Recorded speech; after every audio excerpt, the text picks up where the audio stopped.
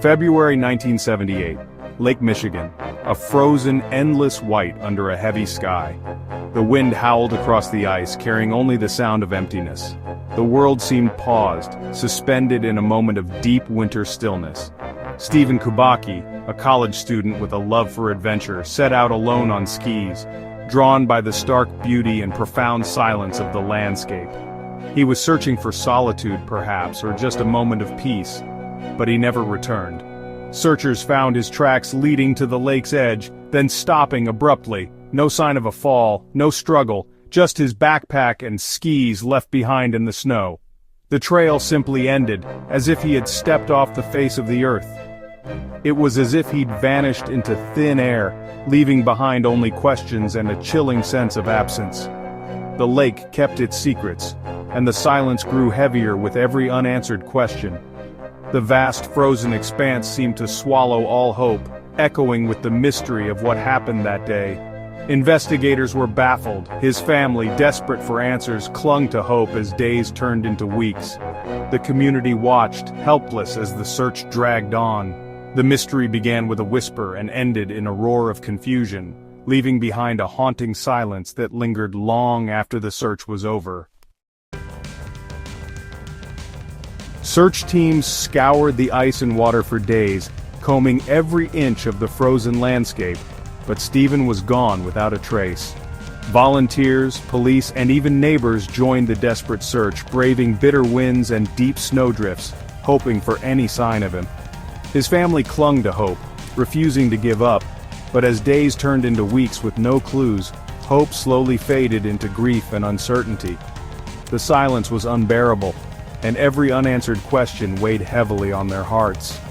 Authorities eventually declared him dead, but there was no body, no evidence, and no closure. Just an empty space where Stephen had once been, and a mystery that haunted everyone who knew him. Life moved on for most people in the community, but for his loved ones, the pain never truly healed. Every holiday, every family gathering, his absence was a wound that never closed.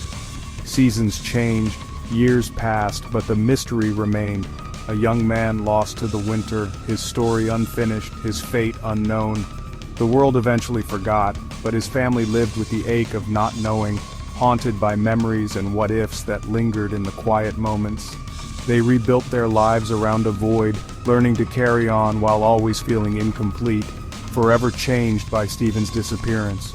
Stephen Kubacki became a ghost story on the shores of Lake Michigan, a name whispered in the wind, a mystery that endures to this day. 15 months after Stephen vanished without a trace, the unthinkable happened. He called home, his voice trembling with confusion and relief. The family, who had long feared the worst, could hardly believe it was really him on the other end of the line. Stephen had woken up alone in a chilly Massachusetts field, more than 700 miles from where he disappeared. He was disoriented, with no memory of how he got there or what had happened during the missing months. His last clear memory was of skiing on the frozen lake near his home, the cold wind on his face before everything went black. After that, there was only emptiness. When he returned, Stephen was dressed in unfamiliar, slightly tattered clothes, carrying a worn duffel bag filled with odd belongings. In his pocket he found $40 in old bills, money he couldn't remember receiving. Physically he seemed unharmed, but mentally, it was as if 15 months had been wiped clean from his mind. He struggled to recall even the simplest details of his lost time. The world was stunned by his sudden reappearance. His family was overjoyed to have him back, yet deeply bewildered by the mystery that now surrounded him. News of Stephen's return spread rapidly, making headlines and sparking endless speculation.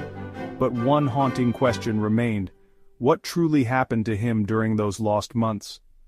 Relief was quickly shadowed by a deeper, unsettling mystery that no one could yet explain.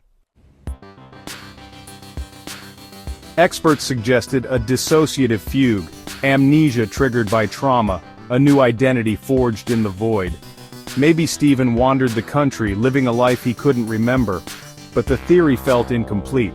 Others whispered darker ideas, Abduction, captivity, or something stranger. No evidence, no ransom, no motive, just a vanished student and a blank slate.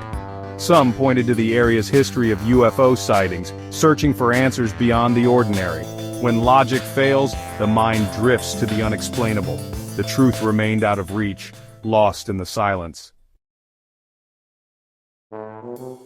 After his return, Stephen chose silence.